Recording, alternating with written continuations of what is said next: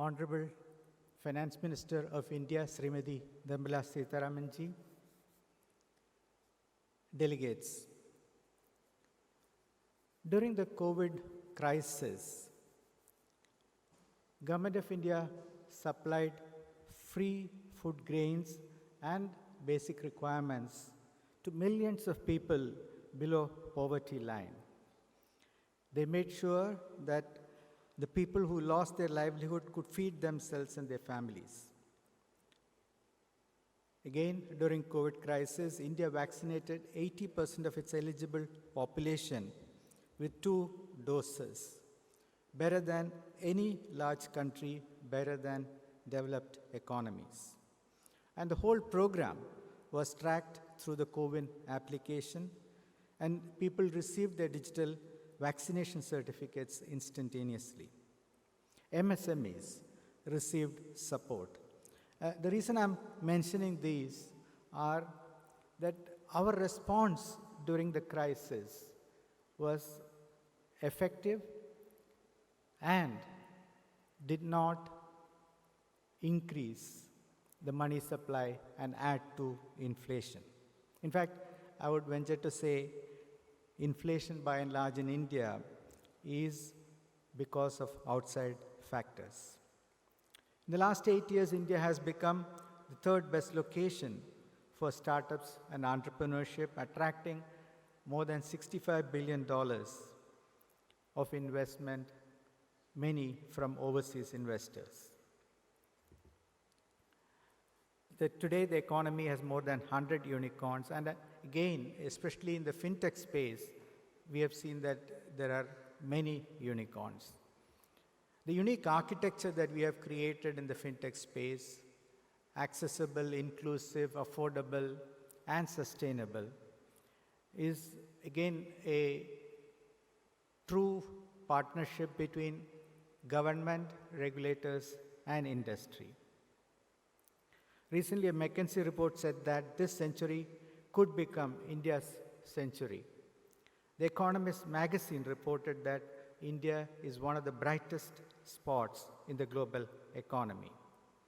The world expects India to grow faster and do well in this century, becoming one of the leading economies of the world. We need to believe in this ourselves and work together and work smarter to indeed make this happen. It's my honor and privilege to request Honorable Finance Minister of India, Srimati Nirmala Sitharaman ji, to deliver the inaugural address for Global FinTech Fest 2022 and share her thoughts. Ma'am, over to you. Thank you very much, Krish Gopalakrishnan, for inviting me to attend the Global FinTech Fest. You've asked me to speak on creating a sustainable financial world, global, green, and inclusive. Green itself, sustainable itself, is a vast area to talk, also because the way in which Prime Minister Modi has committed himself and came up with a nationally determined goal, set up goals in COP21, which were very close to 90% fulfilled, well in advance of the given time. Subsequent to that, in COP26 again, we heard the Prime Minister set goals which were very ambitious for a developing country, emerging market like India, and that itself gives us quite a few challenges. The commitments which were made in COP21 Paris, as I said, were largely completed, achieved, and the reportage made. But the most important aspect for me, being in the finance ministry, is it was achieved entirely with India's own funds. So if greater ambitious goals are set for COP26, and we are looking at that to be achieved similarly as we did in COP21. There are several more challenges, even more so given the global circumstances. I've said this several times before, but I think Global FinTech Fest would be also an appropriate forum for me to recall that statement which I've made earlier. India planned to have natural gas as a transitional gas. Energy source, transitional energy source to be derived from natural gas. We were moving very fast on solar and wind energy, renewable energy. We are still going ahead with our commitments for renewable energy. But the transitional energy source, natural gas, has become more expensive. And not just for India, for every country in the world, that many countries are going back to coal. India also will have to get back to coal at least somewhat, so that we are able to keep the base level of our energy requirement sustained. So it's sustaining a base level of energy requirement slightly different from the sustainability debate. But I would like to confine myself to sustainable financial world. Creating a sustainable financial world is what you want me to speak on. I'm talking less, therefore, on global, green, and inclusive. Inclusive, yes, global and green, as I said, is a vast area, and I'd like to definitely talk on it, but some other time. Now I focus only on creating a sustainable financial world. India started this financial world, which is going to be all-inclusive, and at the same time, depending a lot more on sustainable ways of doing it. So the first thing on that is we have led the way in bringing an inclusive financial world by making sure that financial services will be accessed through the India stack, and that itself for 4 different layers. It's a very good approach to look at financial inclusion on the through the route of how many people have got covered, how many poor have got covered, what's the kind of amount which flows to their accounts through DBT, how many have kept a good reasonable balance so that their credit scores go up, and so on. But I also want to bring you this dimension whereby we say the inclusive nature of financial inclusion program of the government is very well established at various different levels. The levels which are being covered here are one at the presence-less layer. The person need not be present. His identity is established. He can definitely be recognized for what he is, that unique human being, unique individual for whom the service is being restored or services being extended. So you find the presence-less layer level in which Aadhaar has served our cause. The next one is the paperless layer, which is enabled through, again, an Aadhaar, eKYC, e-sign, and also the digi-locker level. So you saw the presence-less layer, then you're seeing the paperless layer. The third layer is the cashless layer, which is the UPI, the AEPS, and ABPS, which show that it is possible to lift it one more layer and make it paperless. In a way, not so much on the financial side, but also the Ayushman Bharat is also bringing a paperless, cashless way of dealing with individuals' health, where he doesn't have to have upfront money out of the pocket money to be spending on his health. So in health as well, as much as in finance, that one layer of cashless layer, which is the third layer from the bottom, which has brought in a revolution. And the final thing, which has happened as of September 2021, is the account aggregator framework, which has been brought in, where the consent layer comes in. The consent layer, which will have to have, not always in a way, opacity is good.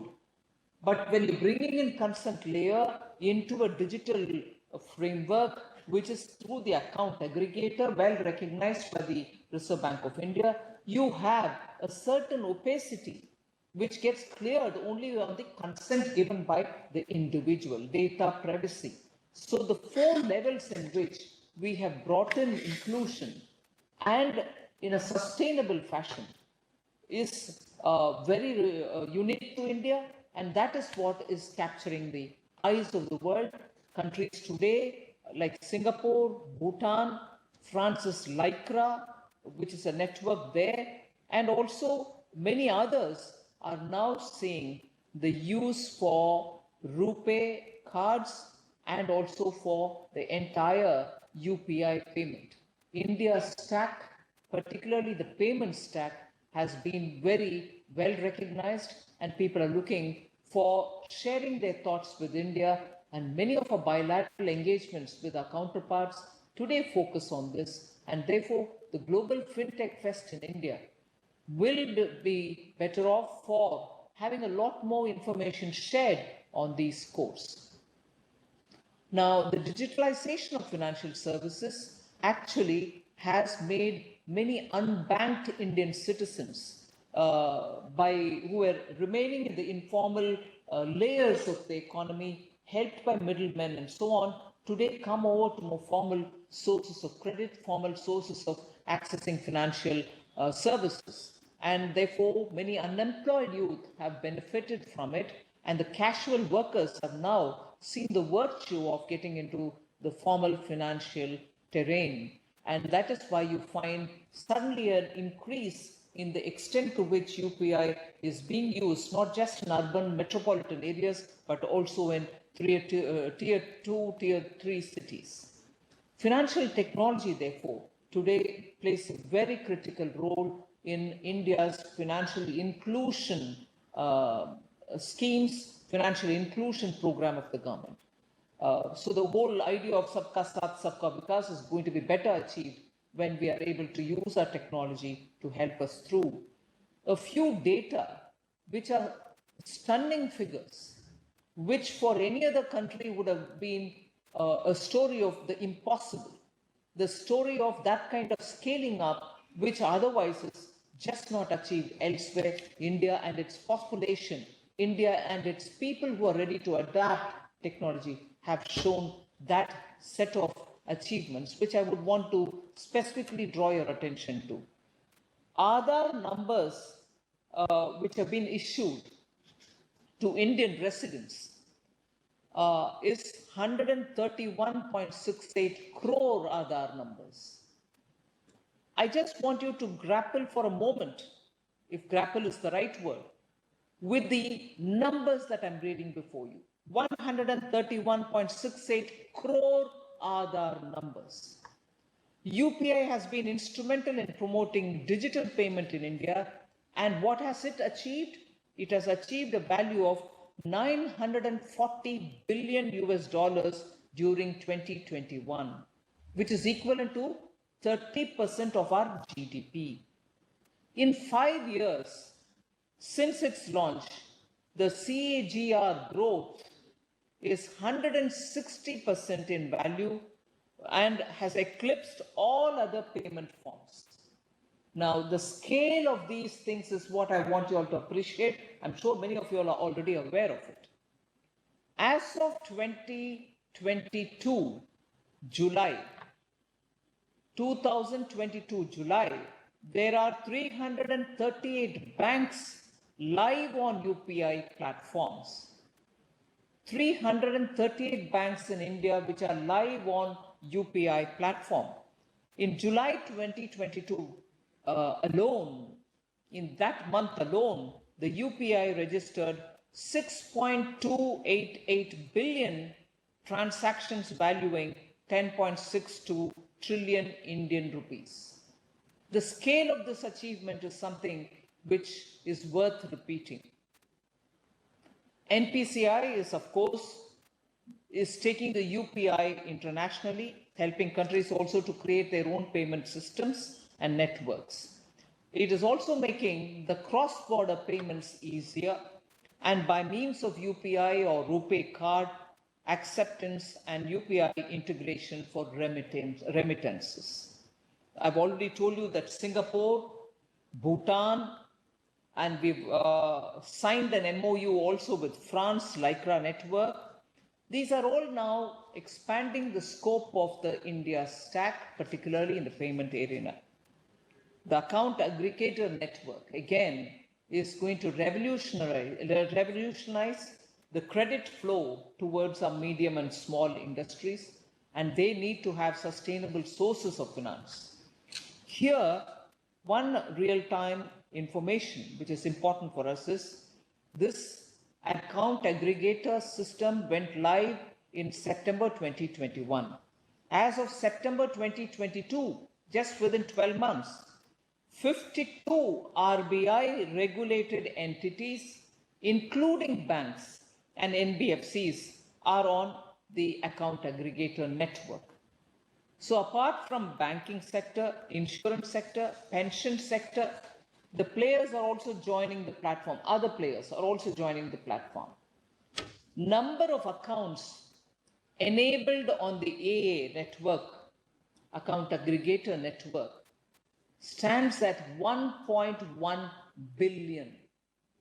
Again, the scale at which account aggregator has grown in the last 12 months is a wealth of opportunity lies there for the global fintech people to see what more can be done creatively if people have come on board. 1.1 billion people are already on the account aggregator mode. Of course, the inclusive digital highway, which has been created through the ONDC, Open Network for Digital Commerce, Open Credit Enablement Network, OCEN, are taking the digital platforms in the name of financial inclusion and getting businesses to transact on them, so that there's just going to be a very high potential for formalization of the economy and the possibilities which emerge for fintech in that. The regulators in India, the Indian regulators, have not been behind in this revolution that is taking place. I like to underline here that the Indian regulators started emphasizing on green and sustainable practices even from 2007. However, it was only in 2015 that the RBI included lending to social infrastructure and small renewable energy projects within the priority sector lending. And that is very important because once it comes under the priority sector lending, it becomes a lot more open for many sections which otherwise cannot access it. The terms are also very favorable.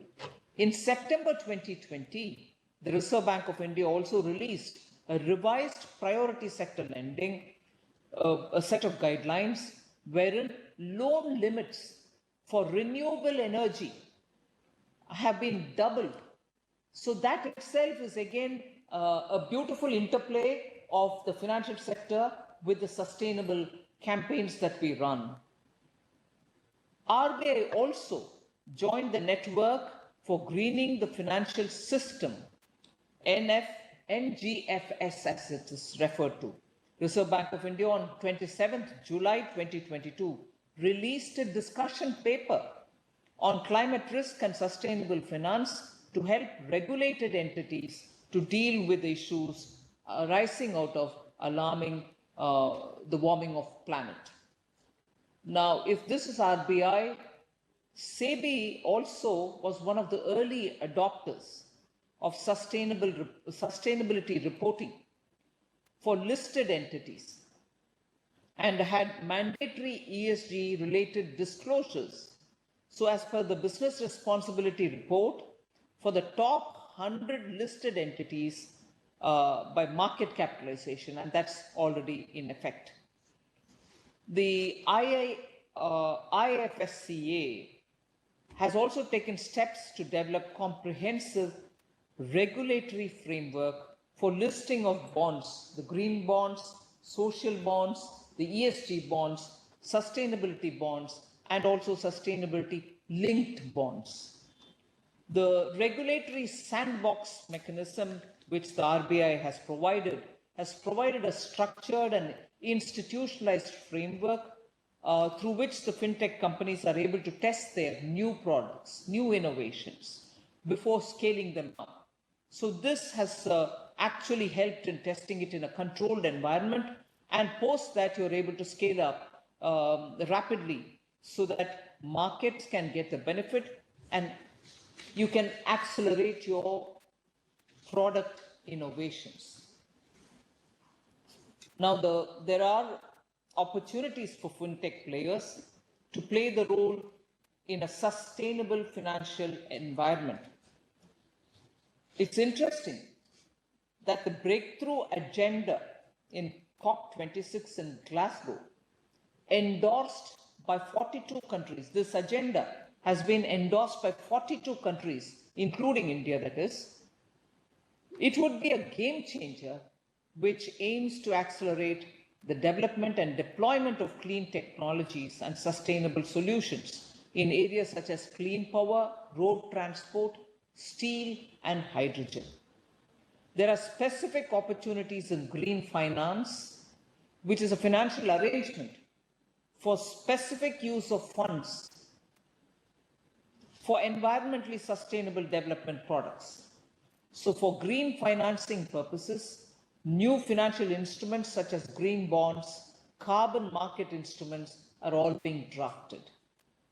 As a part of my budget announcement in 22-23 towards sustainable infrastructure, I had announced to issue sovereign green bonds for mobilizing resources for green infrastructure. So fintech may locate promising growth opportunities in India's demographic transformation, and with some players who can opt for full service offering to boost access for specific underserved demographic. For instance, I'll just give you one example and leave it there. SBI, the State Bank of India, has launched YONO, Y-O-N-O, Krishi, YONO Krishi.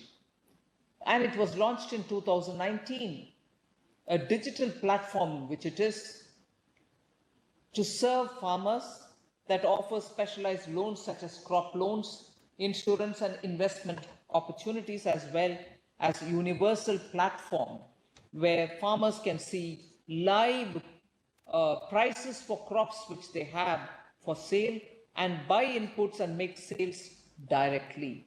So the opportunities are galore. I have just given you one example of what the State Bank of India has done. They are after all fintech innovations which have gone into banking scheme, and the banks are also ready and looking for more fintech innovative offers which will come by their way. I think today the fintech festival is a good way of showcasing India's capability. It's time that all of us partner together with India in its goal towards a sustainable development route towards achieving greater financial mobility, and also achieved through the financial technology integration developed India by 2047. So thank you very much, Gopalakrishnan, for having given me this opportunity to put a few ideas across to all the participants who are before me on the screen. I wish the program all success. Thank you very much.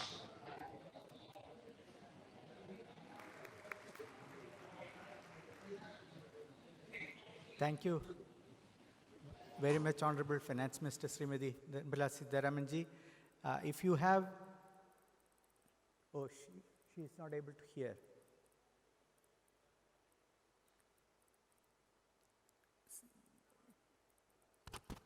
Can you hear me now? Okay. Ma'am, if you have a couple of minutes more or 5 minutes more, can I ask one question and maybe invite one or two people from the audience to ask a question?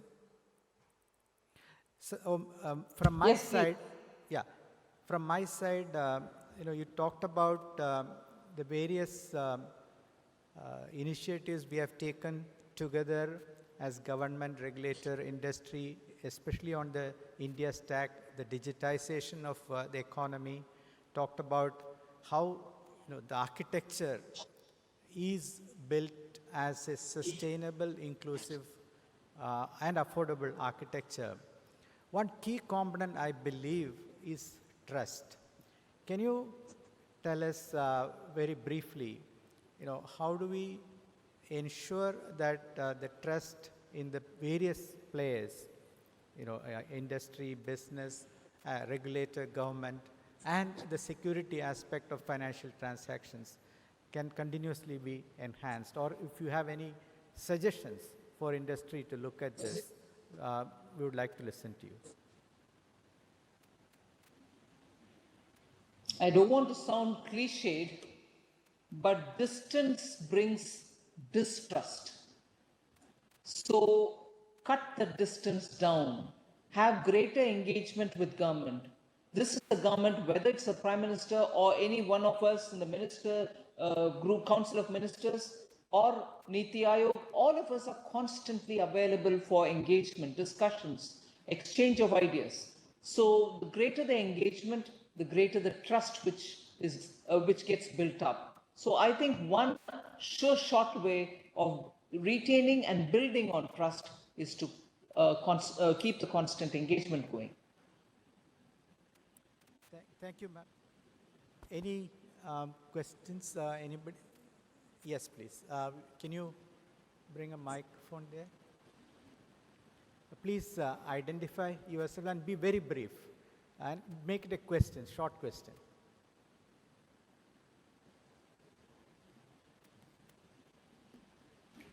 Thank you, ma'am. I'm Dinesh Arora. I'm Dinesh Arora. I've been a banker for nearly 40 years, so it's kind of a semi-retired life.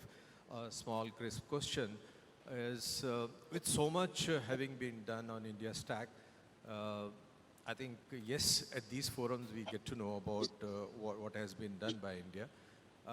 But within the country, I mean, could there be the finance ministry or Reserve Bank play a more wider role in reaching out to the local populace, India-wide, region-wise, so that we ourselves become more aware about what India has been doing, rather than only listening at these forums or maybe being talked about international levels? Thank you.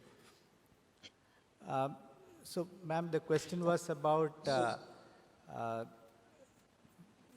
the government, the Reserve Bank of India, reaching out to all the all the people in the country so that they become more aware of the various schemes and initiatives by the government. I think both the government and the Reserve Bank are doing some, and of course there is scope for always greater engagement, greater building awareness, and that's a continuous exercise. Yes, the lady there. Hello, ma'am. My name is Alka and I'm a chartered accountant. I have a question. I'm representing a woman from Akola whom I met during an MSME exhibition, and she told me that when she started out, she never got a loan. After 20 years also, she's never got a loan. So what should I tell her? Because she's in the business of manufacturing and selling Nawari sari. She needs 30 lakh rupees right now. So what should I tell her? So, That she should approach a bank. That she should in these approach 20 a bank. years, in her 20 years of her business experience, she's never got a loan from a bank. She kept on fighting with the banks. Till date, she's never got a loan. Would you please send me her details and I'll ensure that a bank will entertain her? I find it difficult to believe, but never mind.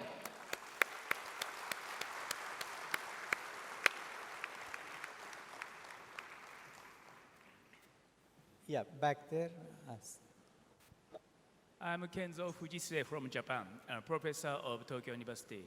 So I would like to know about how to coordinate and harmonize international regulation system.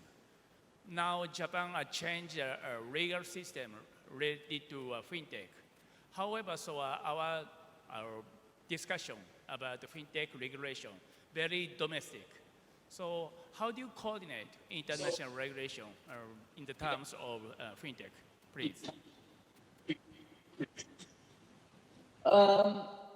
I'm not sure I've got the complete sense of the question, but on the word coordination and on the question coming from a foreign national, my answer would be it'll be either the Reserve Bank of India or the Ministry of Finance. I'll be quite happy for him, the person who questioned, to contact me in particular if he chooses to, and I'll ensure that there are people put in place who he can engage with for greater clarity. And that system can always continue. It need not always be at the finance minister's level, but for the benefit of ease of doing business, I'm quite willing straight away to handle this and show the right people who can handle it.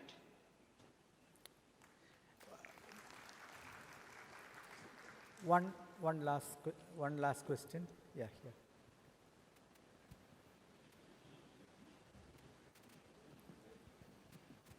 Good morning, ma'am. I am Pavan Bindal.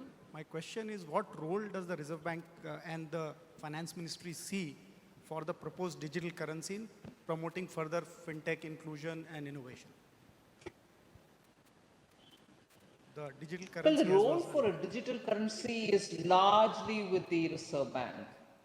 It's been an announcement in the budget that the Reserve Bank will come up with a central bank driven digital currency. It's entirely their activity, particularly when it comes to the question of a currency, a digital currency. The central bank will work. Of course, if there are consultations which are normal practice, Ministry of Finance will be engaged with them. Thank you, ma'am. Thank you very much, ma'am, for not just addressing us, but also taking questions today.